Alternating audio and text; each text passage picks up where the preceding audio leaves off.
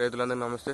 ఈరోజు మనం చెప్పుకోబోయేది ఏంటంటే అన్న వరి కాడలనండి ఎర్ర పడుతున్నాయి. ఈ సైడ్ గుతం ఎర్ర పడుతుంది, అది మొత్తం ముసిపోతుంది అన్న. దానికి ఏమేమి మందులు వాడాలని అయితే ఈరోజు చెప్తాను. మళ్ళీ నానే యూరియా రిజల్ట్ ఎట్లా ఉంది ఏం కథ అయితే వరి చెప్పబోతున్నాను. మళ్ళీ మనం ఎగదలిన ఒడ్లు గుతం ఎట్లున్నాయి ఏం కథ అయితే నీకు ఫుల్ ఇన్ఫర్మేషన్ అయితే ఈ ఛానల్ ఉంటుంది. మీరైతే ఫస్ట్గా చూస్తున్నట్టయితే లైక్ అండ్ సబ్స్క్రైబ్ మాత్రం పక్కా చేసుకోండి. చూస్తురు కదా అన్న, ఇదంతా వరి ఎర్ర పడుడు, ఇవన్నీ కాడలు మళ్ళీ కింద గుతం ముసిపోతుంది. దానికి నేను ఏం చేసిన అంటే మన సాఫ్ కార్బనైజియం ఏమో 12% ఉంది, మెగ్నీషియం ఏమో 63% ఉంది. ఇది ఫంగిసైడ్స్ యూపీఎల్, ఇది బాగా పనిచేసింది అన్న. సాఫ్ నేను మళ్ళీ దీంట్లోనైతే మిక్స్ చేసింది అయితే డబల్ కబడ్డీ, రెండు మిక్స్ చేసి అయితే నేను స్ప్రే చేశాను. ఒక 5 రోజుల తర్వాత రిజల్ట్ అయితే మస్తుంది. మనకి ఇట్లా వరి మొత్తం అనేది ఇప్పుడు ఎర్ర పడుతుంది కదా అన్న, అది సైడ్కి కాడలకి ఇట్లా. ఇది ఇప్పుడు మన సన్నపొట్ట దశలో ఉన్నప్పుడైతే ఇది బాగా పడుతుంది ఈ వరి అనేది. ఇక చూస్తున్నారు కదా, దీనికైతే నేను స్ప్రే చేసిన తర్వాత 5 రోజుల తర్వాత అయితే బాగానే ఉంది వరి. దాన్ని చూపెడతా, చూడురి.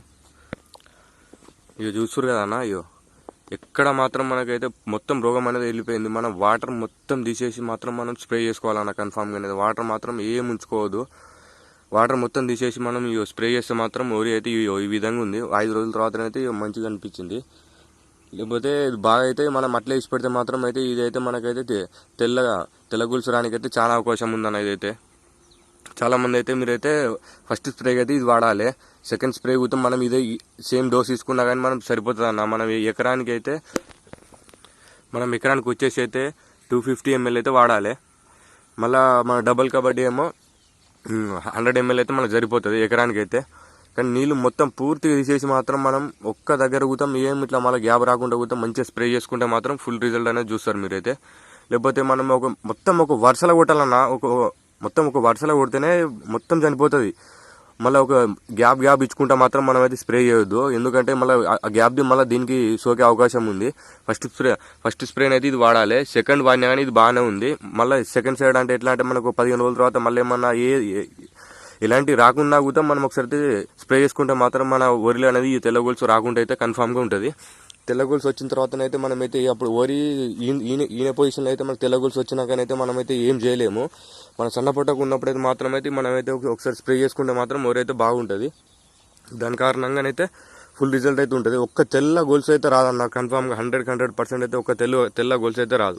చూస్తారు కదా అన్న, వరి అయితే అక్కడక్కడ మనమైతే ఇవన్నీ ఉన్నాయి కదా, ఈ సందులు అనేది మనం ఎగజల్లిన ఒడ్లు గ్యాప్ బాగా రావడం వల్ల ఇట్లా అయిపోయింది.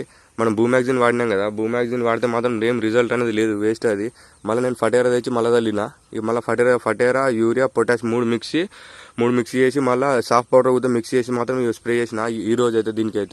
దీనికైతే చూద్దాం. ఇప్పుడైతే సన్న పొట్టకైతే ఉంది, ఒక్కొక్కటి ఆడొకటి వెళ్తుంది. అది ఆల్రెడీ అది ఇలా కల్తీ ఉన్న ఇత్తనమే అది, అట్లా అని దానికైతే మనకి ఏం టెన్షన్ పడాల్సిన అవసరం లేదు. మనం ఈయన తర్వాత అయితే ఏం చేయరాదన్న. మన ఈయనకు ముందుకైతేనే ఎంత మందులు వాడుకున్నా కానీ అప్పుడే బెస్ట్.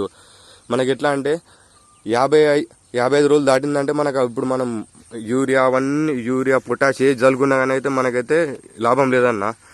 అది చల్లింది భూమిలో అది ముక్క తీసుకుంటుంది కానీ దానికైతే ఇప్పుడు ఇత్తు అనేది గట్టి పడదన్న కన్ఫామ్గా అయితే. వేస్ట్ అది మనం అప్పుడు వాడుకుంటే మాత్రం. ఇప్పుడైతేనే ఒక 60 రోజుల లోపల వాడుకున్నా సరే అన్న మంది అయితే. కానీ దాని మించి మనం ఇప్పుడు ఏమైతే వాడద్దు ఇతర అయితే. వాడితే మాత్రం అయితే అది వేస్ట్ అన్న. భూమిలోనే ఉంటుంది కానీ అట్లనే కానీ వేస్ట్ అది అయితే.